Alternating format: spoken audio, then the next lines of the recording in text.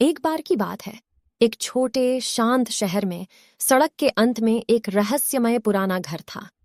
आस पड़ोस के बच्चों को हमेशा इससे दूर रहने की चेतावनी दी जाती थी, क्योंकि ऐसा कहा जाता था कि इस पर भूत प्रेत का साया है। पड़ोस के बच्चों में टिम्मी और सारा नाम के दो सबसे अच्छे दोस्त थे।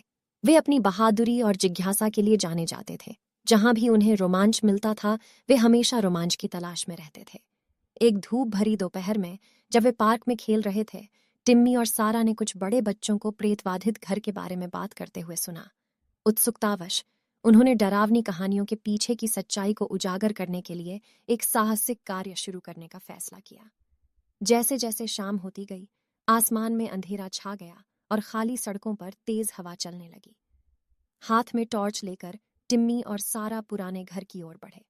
चरमराते दरवाजों ने उनका स्वागत किया और सामने के दरवाजे की ओर जाने वाला रास्ता घास फूस से भरा हुआ था।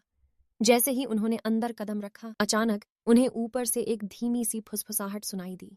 बाहर निकलो। यह कहते हुए उनकी रीढ़ में सिहरन दौड़ गई। उन्होंने एक दूसरे की ओर देखा। उनकी आंखें भय से चौड़ी हो गईं, लेकिन वे रहस्य को सुलझाने के लिए दृढ़ थे, इसलिए उन्होंने चरमराती सीढ़ियां चढ़ना जारी रखा। सबसे ऊपरी मंजिल पर उन्हें पुराने खिलौनों और धूल भरी किताबों से भरा एक कमरा मिला। अव्यवस्था के बीच उन्हें एक पुरानी डायरी मिली। कांपते हाथों से सारा ने उसे खोला और जोर जोर से पढ़ने लगी। डायरी एक युवा लड़की की थी जो कई साल पहले घर में रहती थी। वह अकेली और दुखी थी और उसके माता पिता ने उसकी उपेक्षा की थी, जिसके कारण उसकी असामयिक मृत्यु हो गई। जैसे ही सारा ने डायरी पढ़ी, उन्हें एक धीमी हंसी सुनाई दी जो उनके चारों ओर से आती हुई प्रतीत हुई। टिम्मी और सारा ने भागने की कोशिश की, लेकिन दरवाजा बंद हो गया, जिससे वे अंदर फंस गए। भूतिया उपस्थिति उनके सामने प्रकट हुई। एक फटी हुई सफेद पोशाक में एक उदास आकृति, उसकी आंखें खोखली और दुहक से भरी हुई थीं। लड़की का भूत अपना अकेलापन दूर करने के लिए बच्चों से दोस्ती करना चाहता था, लेकिन सालों अकेले रहने के बाद उसकी चाहत गुस्से में बदल गई थी। उसके गालों से आंसू बहते हुए लड़की का भूत उनके पास पहुंचा, लेकिन स्पर्श बर्फीला था और निराशा से भरा था।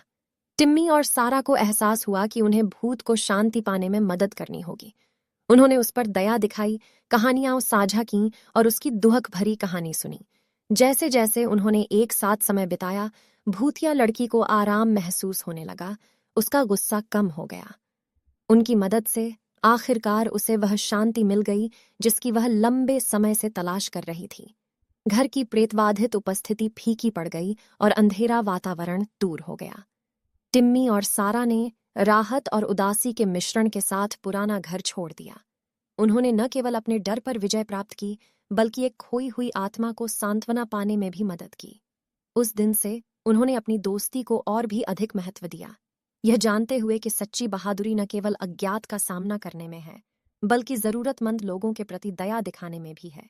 और इस तरह प्रेतबाधित घर की कहानी डरावनी कहानी से दोस्ती और समझ की कहानी में बदल गई।